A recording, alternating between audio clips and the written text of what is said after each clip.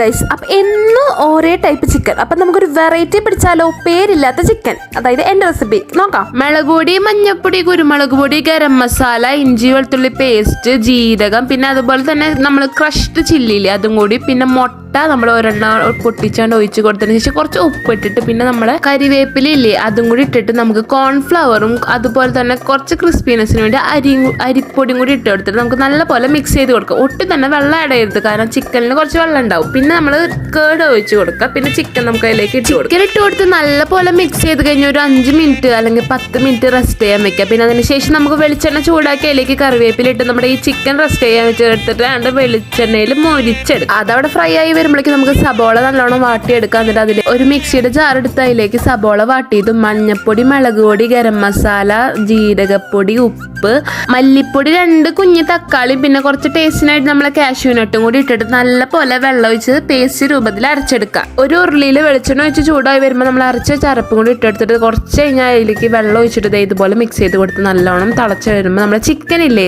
വറുത്ത് വെച്ചത് അതും കൂടി ആഡ് ചെയ്ത് കൊടുത്തിട്ട് നല്ലപോലെ മിക്സ് ചെയ്ത് കൊടുത്ത് നമ്മുടെ സാധനം സെറ്റായിട്ട് എരില്ലാത്ത ചിക്കൻ കാണാനും നല്ല രസമുണ്ട്, കഴിക്കാനും നല്ല ടേസ്റ്റ് ഉണ്ട്. അപ്പം എല്ലാവരും ഉണ്ടാക്കി വെക്കാം. അപ്പോൾ കേടാ.